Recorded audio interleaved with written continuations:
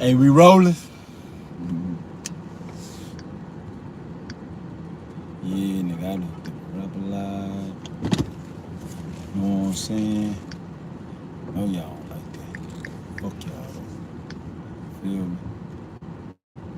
The match is the Hummer resident over $100. Like every other nigga, this 26 I'm on the ball. When my pockets looking low, time to pay the suburbs a visit. Cause I can see myself at the bottom of the food chain.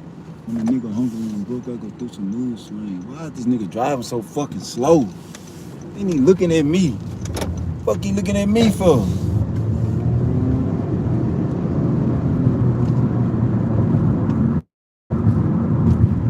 I can't drive worth shit.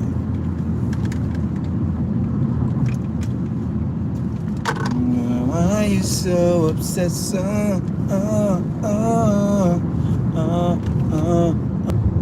Everybody know.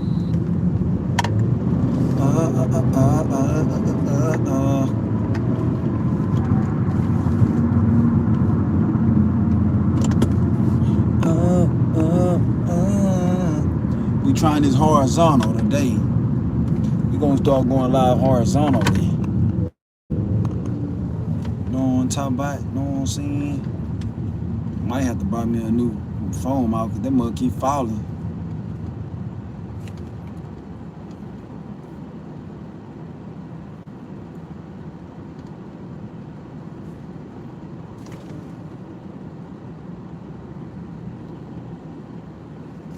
Welcome to live chat. Remember to guard your privacy and abide by our community guidelines. Fuck your guidelines, boy. I'ma run it up for shine, nigga. I don't give a fuck. I ain't got time, nigga. I'ma get it on my dime, nigga. What you talk about shine, nigga? What you talk about mine, nigga?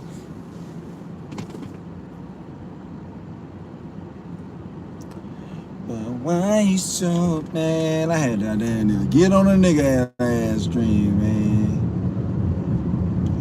Man, nigga better stop playing with me, boy.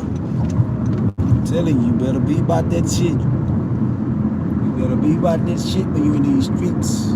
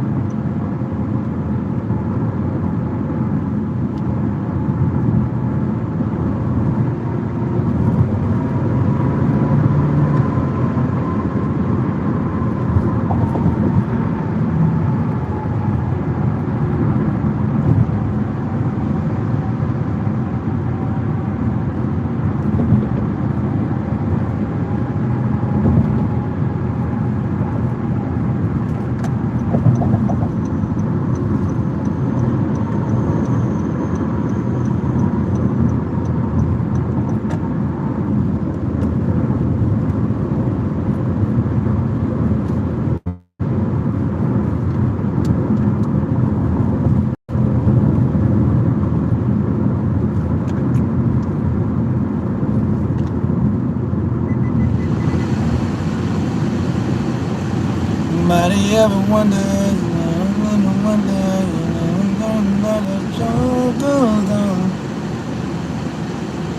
in the morning,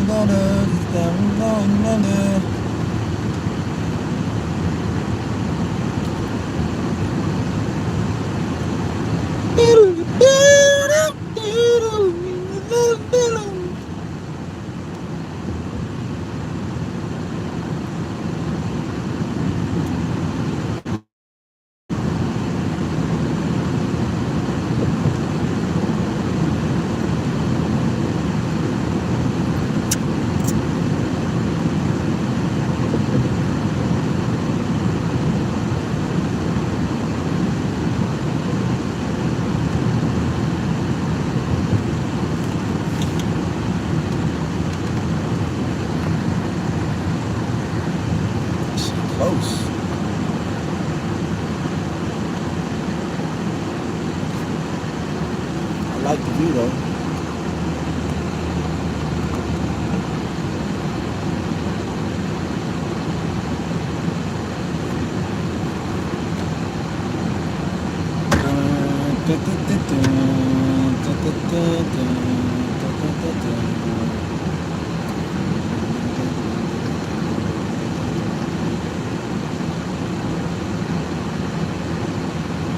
So you're busy.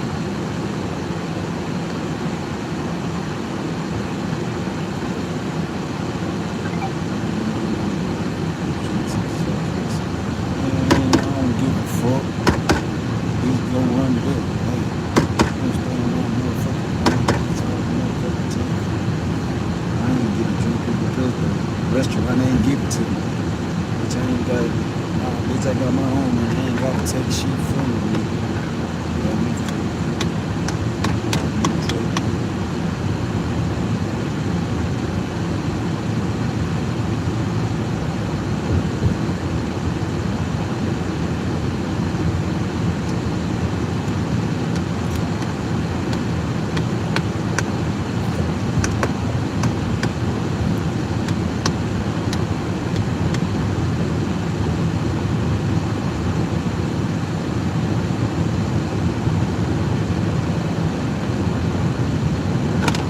Hey, told them people shit up. Told them fucking people shit up, dude.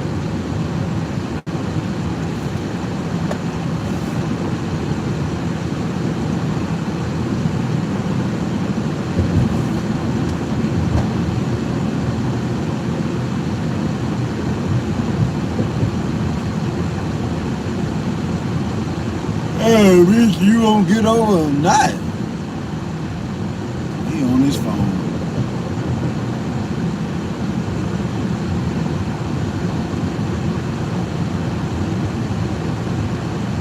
These motherfuckers on his phone. Ride to Calion.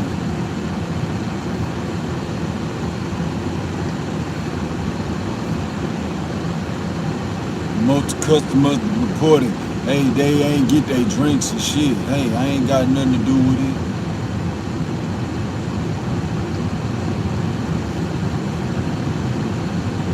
I ain't still a fucking thing. Get up on my feet and I'ma make sure I fucking bang. Make sure I fucking sing. I'm the cream of the fucking crop. I ain't stopping, nigga, till I get to the motherfucking top.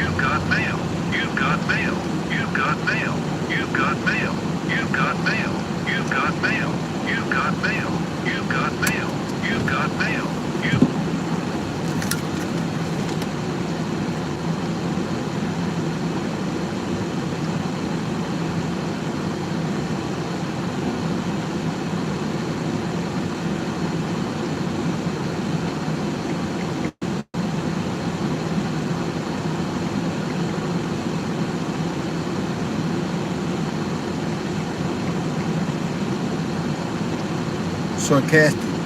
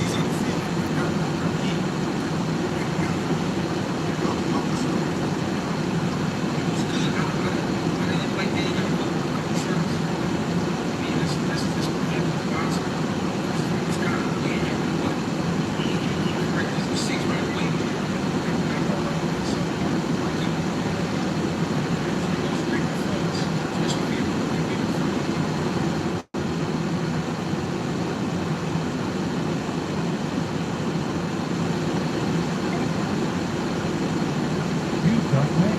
You dumb man. You dumb man. You dumb man. You dumb man. You dumb man.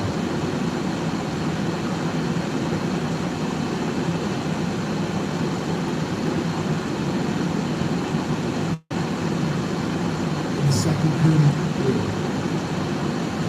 you told people that this was coming. They called you in here. What was going through your mind as you was watching the continue like exactly what you said? Hey, I was in the locker room with the wrestling. And there was a couple guys in the locker room that they was going for Norman. And I'm like, yo, he can't fight. So when I see that first round, I'm coaching through the first round, I'm coaching him. And I'm just like, all right, good footwork there. All right, I like how you stepping around me, Dad. I like how you taking your time, Dad. You know what I'm saying? They like, gee, he ain't doing shit. He ain't winning around. I said, yeah, he ain't got to. It's early. It's a 12-round fight. You know what I'm saying? Dad threw 3 punches. Norman probably threw like a good 20-something punches. I gave the first round to Norman, of course. Dad didn't really give up too much. Yeah, Norman was first round. But second round, he had Norman's timing down already. He got caught with a shot in the first round, but he had his timing down. Norman tried to bomb that hook. Dev caught the hook, came back with a hook. You know what I mean? All she wrote from there, took control. Stop you right there. Yeah. That's supposed to be a cardinal sin in boxing. Yeah. All right, so lead up, Dad was looked at as a fighter that was devoid of power. Right. They call him pillow fisting. Right. They said he was chicken. Right. Norman was looked at as the dude who was this tremendous puncher at the weight class. Right. Dev hooked with the hooker and won the exchange. Right. Go from there, Because when you're an aggressive guy, when you're an offensive guy, you're not really preparing for a guy to fire right back. And it's happening, at a split second. So when Norman is opening up for a hook, he's not thinking Dev gonna fire right back. Dev caught the hook, came back with the hook, chipped at him. You know what I mean? Like I said, it was all she wrote. He was buzzed from there. He was a little stunned from there. And they circled around a little bit. Dev set up another hook where this time he sat on it a little more. Really buzzed him. And he was so buzzed that he stood there in place, took like a couple stumbling steps, then fired another hook, but missed that one, but followed with a right hand. Right hand landed flush, clean. He went straight down. I mean, that's boxing for you. Speed beats power, bro. You said that was the beginning of the end, right? Yeah. It seemed like Norman was very reluctant for a couple of rounds to let his hands go after sure. It seemed to me that he underestimated Devin's power heading into this fight and was shocked by Devin's ability to hurt him, especially that early. Yeah, but that shot didn't have nothing to do with power. It was the accuracy of the shot. He caught it right on his chin, Mill, and it shot. It was more shocked him than it did hurt him. He was hurt, but I'm saying it was the fact that he didn't see it. You know what I'm saying? He was just thinking the hook was going to be the hook, because remember, he set it up with one hook before that. Yeah. So then to give you the hook and then the right hand, you're not thinking about the right hand. You thinking he just gonna throw another hook. So he caught that second hook, but he didn't think the right hand was coming. He caught him right on the button. And that's what I was trying to tell people. All you gotta do is get caught right. You don't have to be by a heavy puncher. You get caught right, you're going down. Did this kill the narrative that every fan thinks that the dude has to be this thundering puncher? Oh, well, he can't hurt him because he's not a puncher. It's not even really about killing the narrative, because some people will just believe what they believe. I mean, some people will see what they see.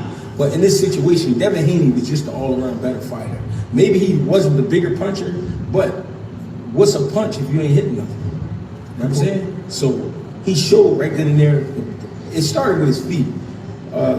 Quick feet, but he wasn't doing too much. He wasn't giving up too much ground. He made Brian Norman respect him without even throwing a punch. And the reason he was able to do that is with his movement. If you pay attention to Devin Haney, right? His movement is like tap dancing movement. You know what I'm saying? His feet constantly working, and he constantly moving. And even though he ain't going nowhere, man. Then if you take a step in, he take a step out. You know what I mean? Just that quick. Just that right there was too much for Norman, because he couldn't find what he wanted. He couldn't find what he wanted because he likes for a guy to stand right there. That busy on his toes, that left hand working, without him even throwing it, just that little.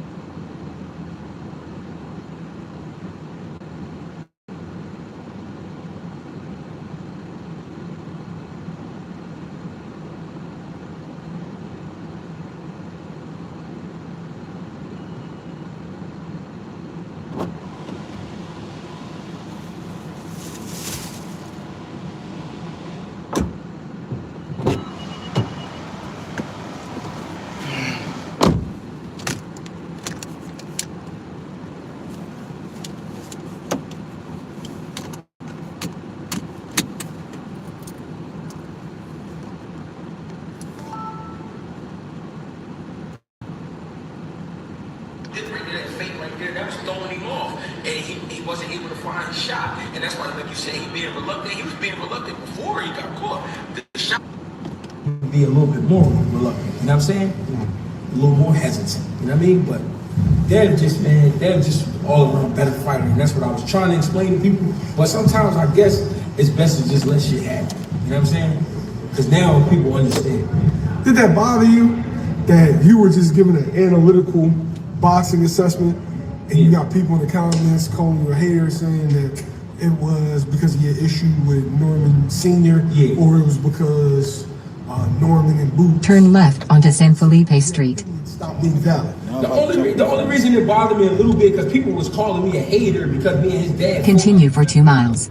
He got the decision. It had nothing to do with that. It was me clearly trying to tell people. But you know what?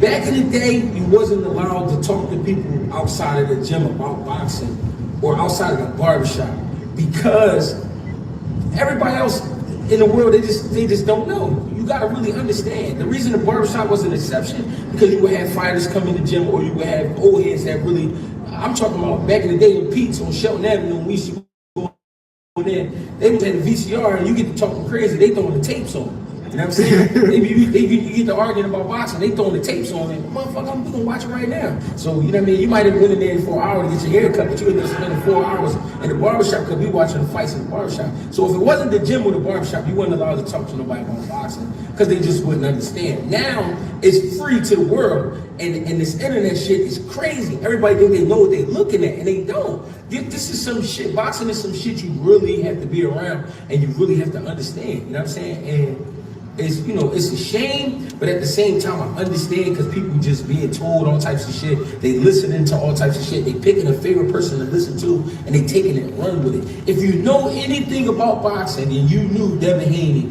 was going to go ahead and take care of business. Brian Norman Jr. is a tough fighter. He's I'm gonna say B- level, C+ level type of fighter, and you know that's just where it stands. Devin Haney has seen too much and done too much for a guy like Norman. And it just wasn't going to be in his favor because he didn't have the adjustments. He was too basic. Everything he do is basically telegraph his punches. His jab is sloppy. He pushes his jab. He slapped with his hook, for real, for real. You know what I'm saying? And then after he's forced to take 2 steps, he's not going to take any more steps after that. You know what I'm saying? He leaves his feet. His coordination is all off. He wasn't able to keep up with a Devin Haney. I didn't see him. You know what I mean? Of course, we could say, all right, could he hit him and hurt him? Yeah, that's anybody. And we saw that too. Because the last thing we thought was Dev was going to put him down in the 2nd round. Nobody saw that. You know what I'm saying? Yeah, the 2nd round, that shit. In the manner that it happened. And I'm going to tell you the truth. Dev was being nice, bro. There was a lot of shit he could have did to him. But we can't put no pressure on him when you look like that. But it was a lot of shit he could have did to him. You know what I'm saying? Some people felt like Dev could have stopped him. He for sure could have stopped him. Another thing, when he got him hurt, right? It was this. I think Dev was a little excited too. Because Dev was like, oh shit, walked up on him, looked at him like I told you. He took his stance in the neutral corner. And when he came out, he kind of ran right at him and got too close and he got the bombing. Whenever you get a guy hurt, set him down, measure him out, go back to the body. Go back to the body, get the hands to drop, then go back up top. But he was excited. I get it. You know what I'm saying? He was trying to get him the fuck up out of there. And I ain't mad at him for it. But you gotta settle down and get back to that body and get them hands to drop. You know what I mean? He would have got him up out of there. He would have stopped. But at the same time, when you put on a boxing lesson like that, I can't be mad at you. You know what I'm saying? Boxing fans, trainers, managers, promoters were very critical of Brian Norman Sr.'s instructions in the corner in between rounds. Right. What did you see? What did you hear? What I heard was he was trying to motivate his son. I never really heard like clear instructions. It was more like motivation. You know what I mean? He was trying to hype him up. He was, he don't hit that hard. Go get him. You know what I'm saying? What you waiting on? Go get him. Put your foot on the gas. You know what I mean? Shit like that. It wasn't, you know what I mean? It wasn't really like real instructions. You know what I mean? It was more like just go get him. It was like if you got a horse and you just trying to, he like, yeah. He just trying to hype him up. You're not really, you know what I mean, telling him how to go about it. And I think that was one of the biggest issues too. You know what I mean? Norman Sr. sees boxing one way, and it's his way. And that way isn't going to work on that level, you know? You feel like he talked his son into a corner? So whereas though as a young fighter that won a fight that the promotion didn't think he should win, right, and got to a world title faster than what people expected. Right. And now he's on a world level, and then Pop does a whole bunch of media, right, in which he's in storylines with guys that are a bit further ahead. Right. And then now, here come the expectations. Yeah. He got, from my observation, I could be wrong, he got a little high off of all the attention. He's getting so much attention that he wanted to prove to the world that his kid is the next guy. He was trying to sell. He should have been in that gym, getting sharp. You know what I mean? Making sure the coordination was there, making sure he was properly picking up his feet, making sure he was moving his head, making sure he was working on placing his shots, not telegraphing his punches. There was a lot that was missing. And I just felt like Norman Sr. was so excited that they had this opportunity. I think he was so excited that they was doing business with Turkey Al-Sheikh. I think he was so excited that he was going over to Saudi Arabia and it was the co-main event under Benavidez and Yard. I think he just was super excited and he forgot that you're fighting a real fighter. You're not fighting a guy that's just flashy. That's what people think about Devin Haney, but Devin Haney's a real fighter. Devin Haney's the type of fighter you gotta really get him out of there. If not, you're gonna have fun. You're just gonna have trouble. Where does Brian Norman Jr. go from here? Need to take a step back. A lesser opponent, of course. I would say bring somebody in that can help him, like really teach him some shit. Not saying Norman hasn't taught him anything, Norman Sr. Norman Sr. has taught him enough to get him where he's at, but if you want to get over that mountaintop, we're going to definitely have to bring in the experts, baby. And, take your time. He is only 25 years old. He could get back. But, it's going to take a lot of work because the cat is out of the bag. I mean, you see what he is. You know what I mean? It's not going to get no better than that. It's funny how the narrative switched. Is that before the fight, Devin was pillow-fisted, he was chinny. And then Brian Norman was this sturdy, super strong puncher. Yeah. And then literally in the actual fight, the opposite materialized. Right. And so is that what you be talking about where we got to see these fights? Yeah, you got to see the fights because you never know how a guy gonna react. That kid was nervous. That kid was nervous because remember what I said? He said, "I'm gonna kill you." Oh, that's a lot of pressure, bro. To tell a man, in a boxing match, I'm gonna kill you. So that means people looking for you to go out there and be some type of vampire. You know what I'm saying? And it just wasn't there. It just wasn't there. And the whole thing about trying to box Devin Haney, that was stupid. No disrespect, but that was stupid. You know what I mean? Devin Haney clearly the better boxer. Why would you even take that approach? I get what you was trying to do. What he was trying to do was save some energy. That's what he was trying to do. He didn't want him to go out there and overexert himself like he almost did in the Sasaki fight. Because they knew it would end bad. But trying to box him wasn't the thing to do neither. You know what I mean? Drive east on San Felipe Street. Then make a left U-turn to stay on San Felipe Street. And what if I put you down? And what if I put you down? And what if I put you down? And Brian was like, you can't put me down. You ain't got nothing in the gloves to put me down. Yeah. And Devin was like, remember that you said that, right? Yeah. He catches him, then he stands over. Yeah. Was that the lesson in the fight?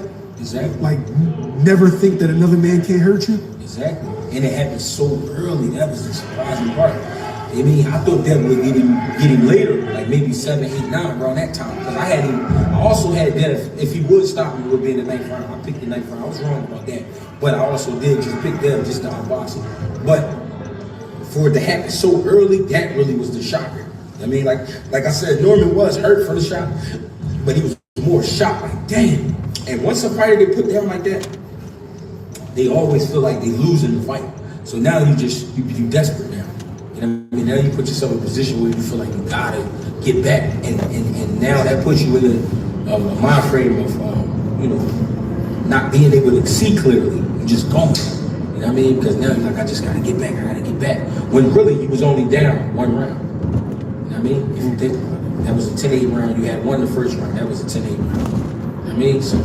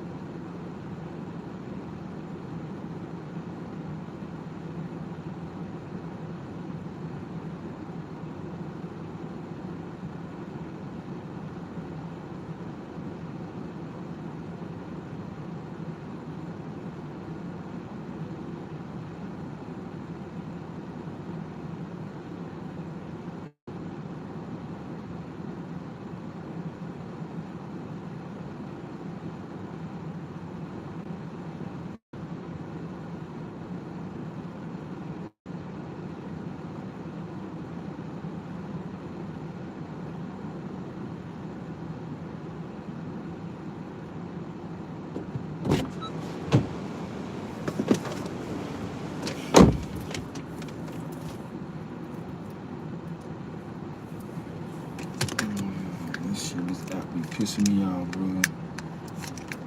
Platinum Dash. It's good.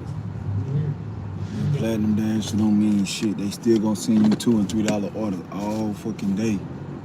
And just waste your goddamn acceptance rate, man. They purposely do this shit. They purposely do it. I don't give a fuck. I'm not stupid. Man, what the fuck?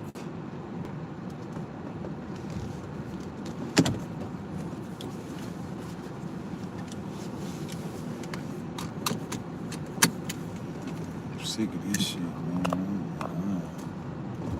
Can't wait till I'm gonna do this shit no more. Not trying to do no fucking $3, $2, $4 orders, man. Know all these people ordering this. Got all these high-ass orders.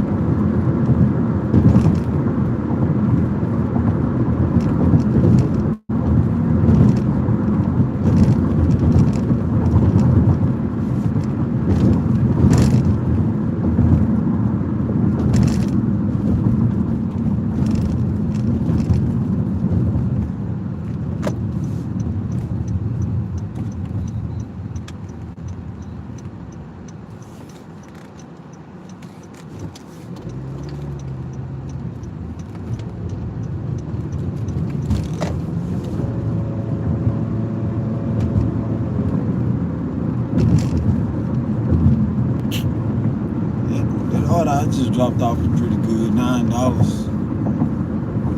for items from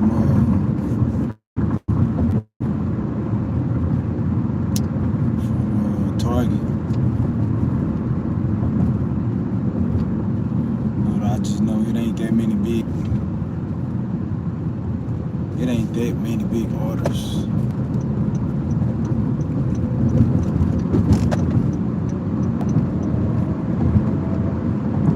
Shop page doing this time.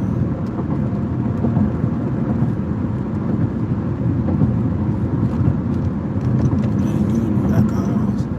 There was a shopping page that had a pin code on it. Lady took forever coming to the damn door. I mean, she took forever to come to the door. That's why I don't like doing shit there. Most likely gonna have a pin code.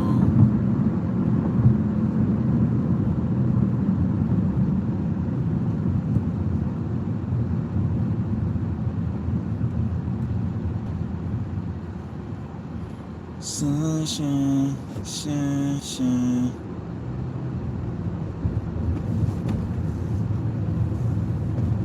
Oh, I know where he work. I see him.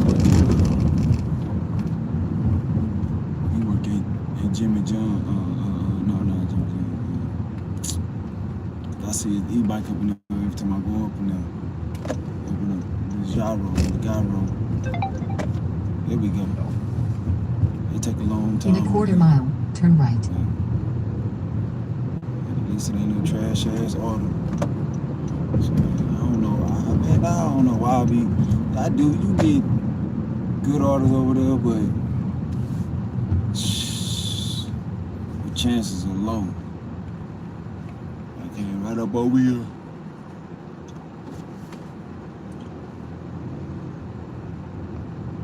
Ain't got a reasonable order.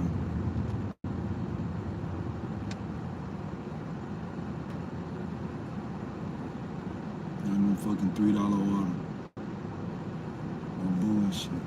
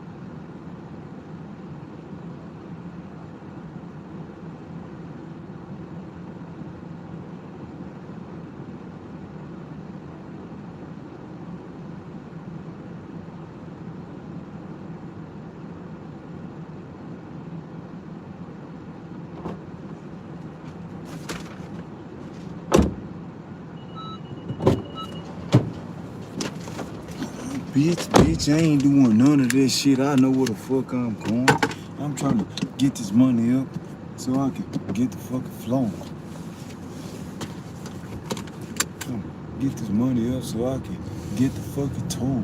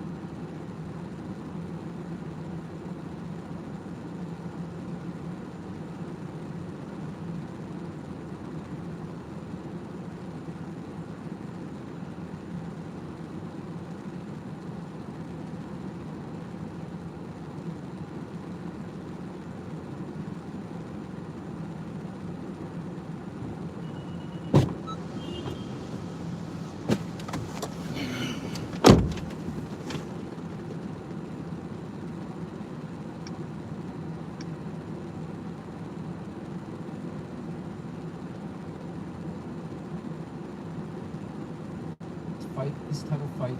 It's his debut, 147 pounds. At 24 years old, Brian Orr was the youngest champion in boxing going into this one before Abdullah Mesa just became that. And the WBO belt was on the line at 147. And he broke it down. And he went to the past and he went to your gut. And you really gotta make sense. And I'll let you touch more on that of why you like Haney. But you said from that great show back in the day, will the real Devin Haney please stand up? And Devin Haney stood up. A lot of people are jumping back on that bandwagon, but you didn't jump off. You gave him when he was a plus money underdog. I think you touched on it in the opening. You might have changed that line as soon as we came on here and we started speaking. It came a slight favorite, not much of a favorite. In the end, another win. You're on fire. We keep saying it. We're going to show you guys the report. It wasn't close.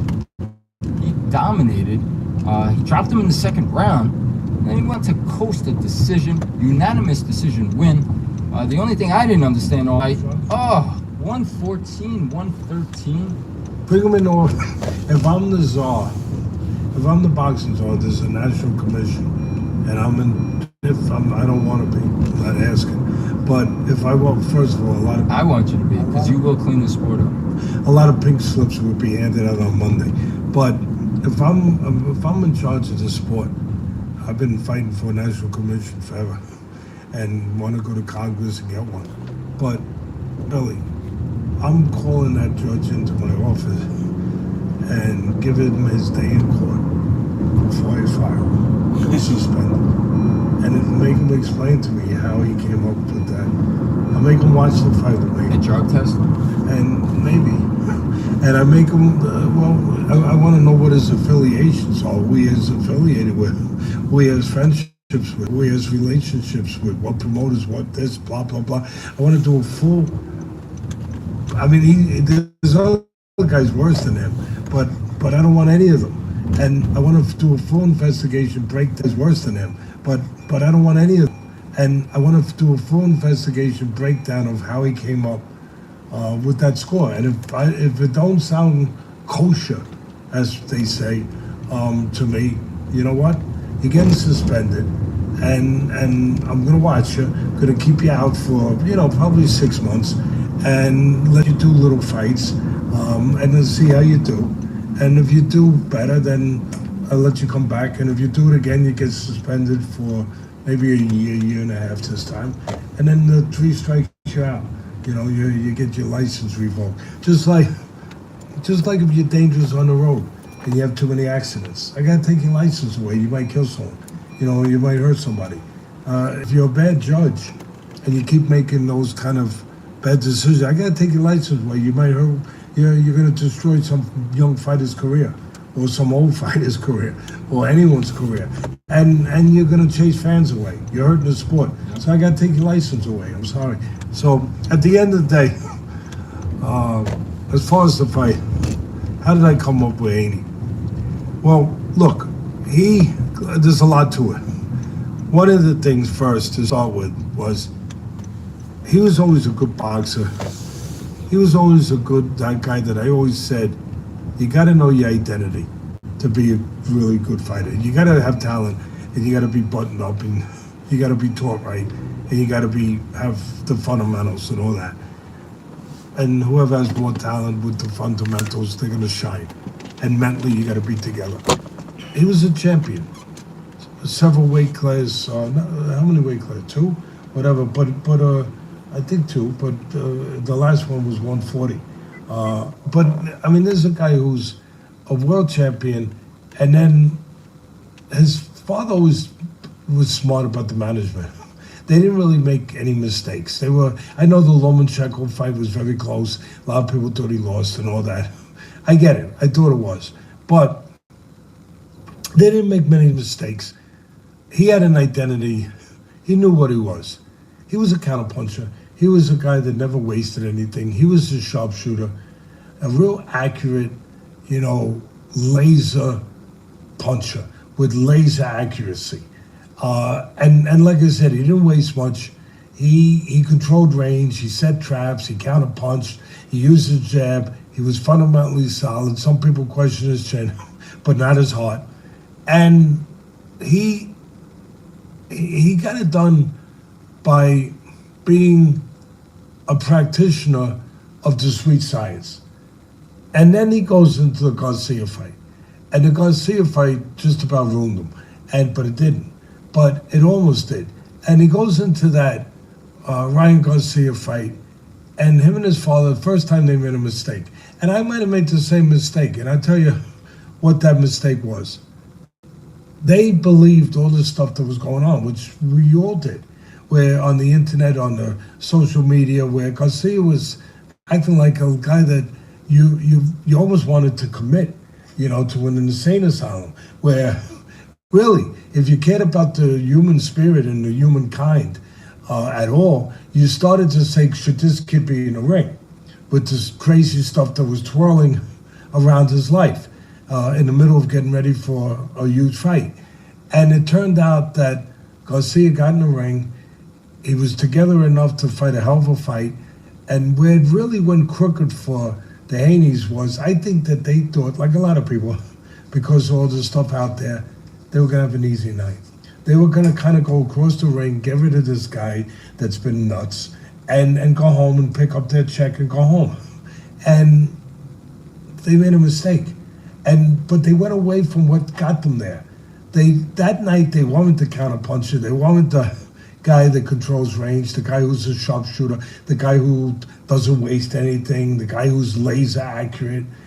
They became Mike Tyson. They became more of a seek and destroy guy, like, we're going to go get him. And that's not him. And he did. He went to get him. And he walked into a left hook. And he never fully recovered. And then he got dropped another 2 times or whatever, 3 all night. And he showed tremendous heart to survive. Tremendous. But he took a beating. And he took a bad beating. And he took such a bad beating that a lot of people thought he would never be the same. A lot of people. And not only physically, but mentally. And then he did the right thing. He took a long time off to recover. Long time. Took a good amount of time off. His father did the right thing. And then he came back. That fight in outdoors that Turkey Al-Sheikh put together. Times Square. Yeah.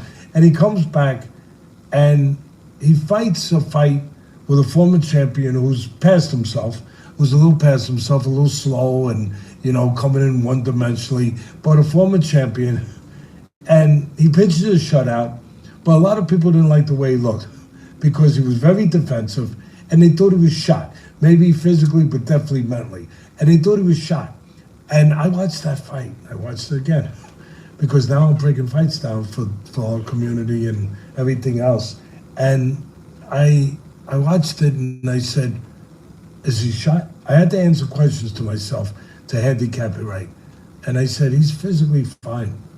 I watched his legs, I watched his reflexes, his defense was good, his counter-punching was good, was on his control range, his legs, everything was good. He didn't put the offense together because he wasn't back with his confidence yet. But he needed that fight to get back. That was the fight, that was the medicine that the doctor ordered. That was what he needed. He needed to get through that fight to know he was okay. To just know he was okay. For his father to say, son, you're okay, you're back. And he needed to do that. And again, I looked at the physical, I said, he's fine. And I took a shot. I said, I think that fight was all he needed. That was the fight to get him back, to get his confidence back. I think it's gonna work. And then I looked at the opponent. And at the beginning, Norman was the favorite. Everyone said Norman's gonna knock him out. Well, a lot of people would say Norman's very dangerous, gonna knock. Explosive kid, young kid, champion, undefeated, very good fundamentally, but very, very talented and a good puncher. And he scored those left hook knockouts and all the, the sensational highlight reels of knockouts. And everybody was sold. Haney's shot, Norman's probably got a good shot to knock him out. And I thought to myself, just the same way as Haney's people made a mistake going into the Ryan Garcia fight, thinking the guy was gone. Maybe, just maybe. I think they could do a great job, Norman's people. But just maybe the young kid, they make a mistake a little bit, and they think they're going to just walk him down, go after him, land a big shot, and get rid of this guy who didn't look spectacular in his last fight. And I thought if they do that, and become a little one-dimensional and a little overly aggressive. And Haney's back to being who he is, which I was sure his father would have him back to knowing his identity now. That we're a counterpuncher, let the other guy make mistakes, let's pick them apart, that's control range, you know, that's set up good shots, that's not, you know, that's be us. If they're that guy, they're going to have a chance to catch this young kid coming in. They're going to have a chance to outbox him. They're going to have a chance to set traps, to counterpunch, to keep more balance, to play defense and mix offense.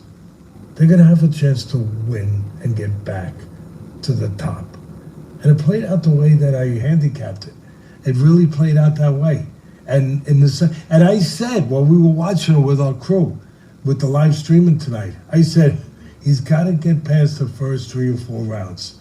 He's got to get past these rounds, and he's got to gain confidence. And if he does that, he's back on the horse, he's going to ride it home. And what happens? He scores the knockdown, and it was beautifully scored at the right range, you know, catching him, coming in front of him.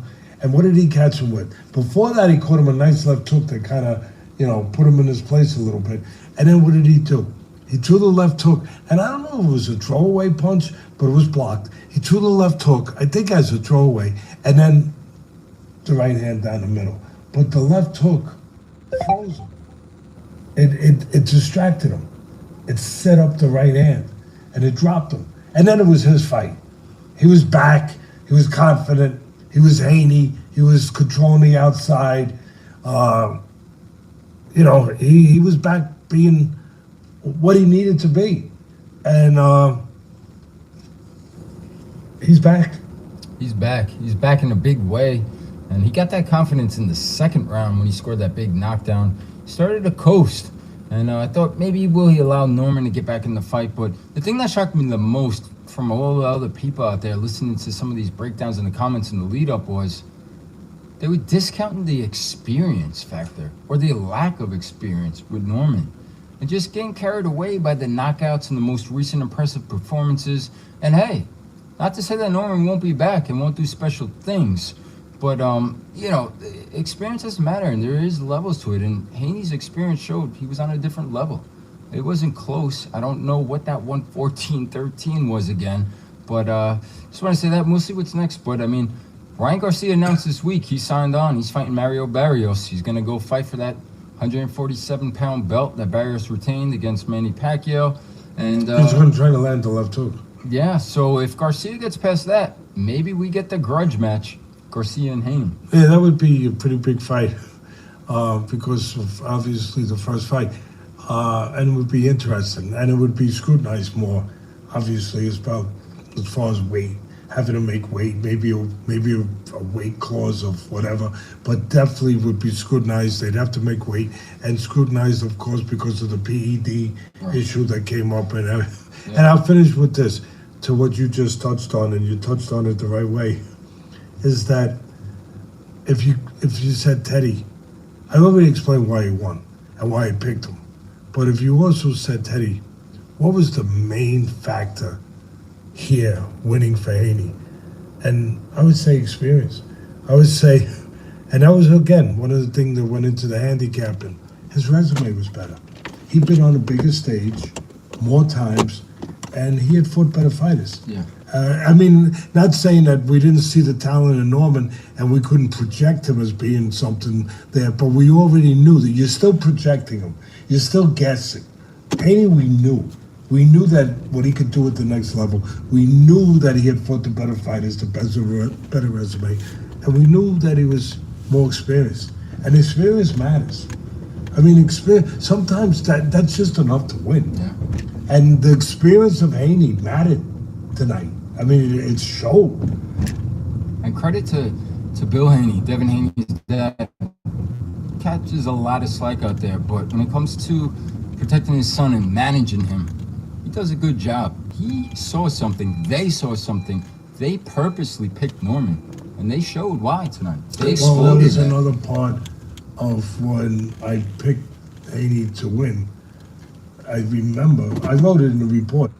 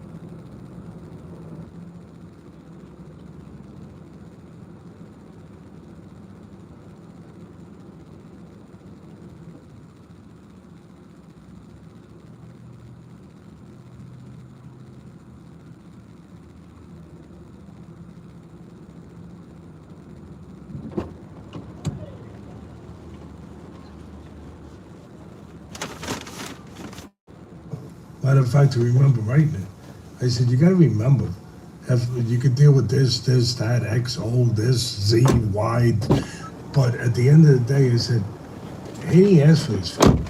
Haney and his father, they went after him. They picked him up. And when I see a guy who's been successful like Haney's father, Madison, his son, and he goes and he asks for a specific guy who's undefeated, who's the world champion, I say, wait a minute.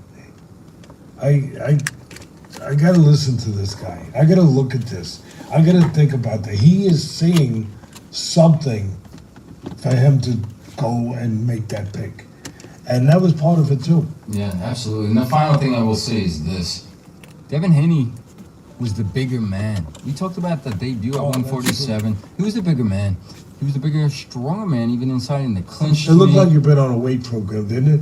Yeah, or, I mean, for sure, or maybe in part of the poor performance at 140, I think it was actually a catchweight 143 versus Ramirez in his last fight, that he's draining himself too much, that he was losing some of his strength.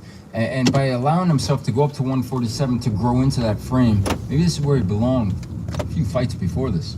Only two things it could be. And I agree. First of all, one thing we know is we saw it. The eye don't lie, right? He looked big. He looked big. His back, his head, just big and strong. And we thought Norman would be the bigger guy, being the naturally, the welterweight and the naturally bigger guy, supposedly, right? But to me, I said right away, I think he's been on a weight program in the gym. But then you said, because I gotta give you credit, that's why you're upstairs, you're not in the basement. I got out of the basement. Yeah. You said that. Maybe it's just that for all these years, he's been crunching the weight. We don't know what kind of cuts he's been making. And maybe he's really been, struggling, whatever, sacrificing, obviously, to make 140. And now he's being allowed to kind of fight the weight maybe he's meant to be at now, at this stage of his life, rather than cutting down to 140. Either way, he was the bigger guy.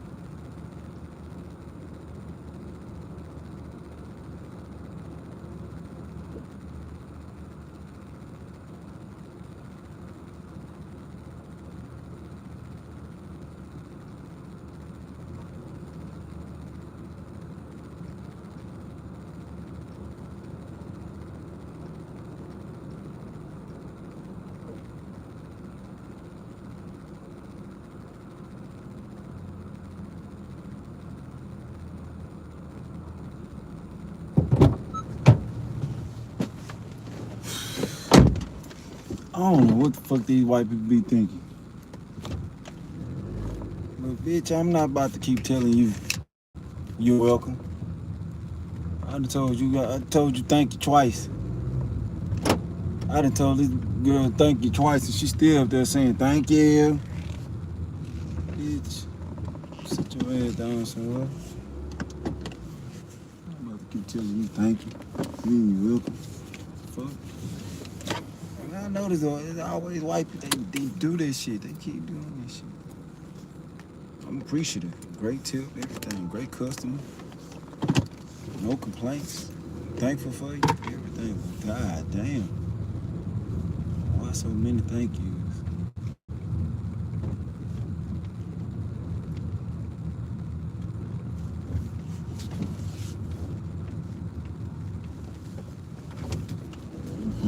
Motherfucker, boy. I ain't lying. I'm so goddamn hungry.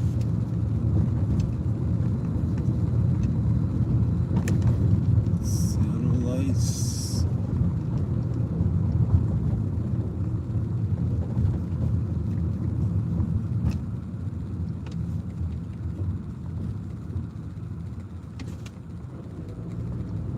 Man, 22 minutes to get home, boy. God damn.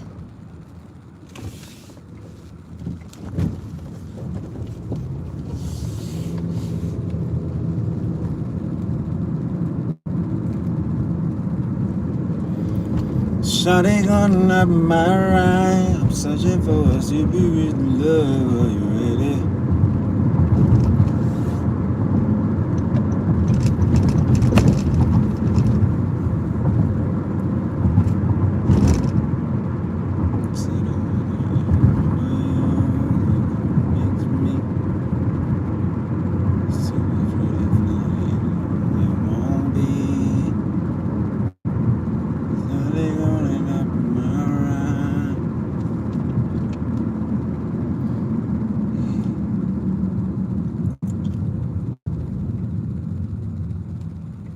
Tell them they make a left on Memorial. We gonna get it up in Victoria. We ain't tripping men for Warrior. We only let them know that we Warrior.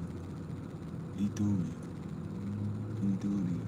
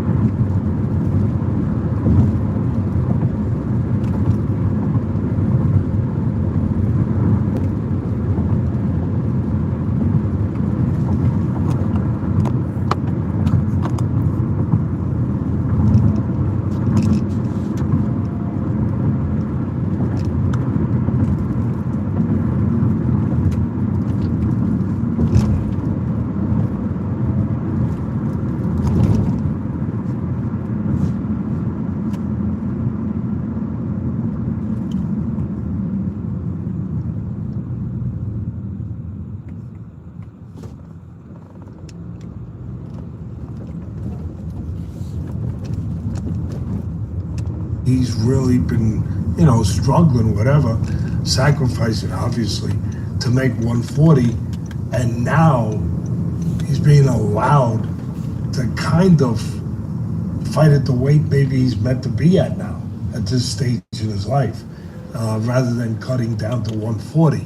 Either way, he was the bigger guy.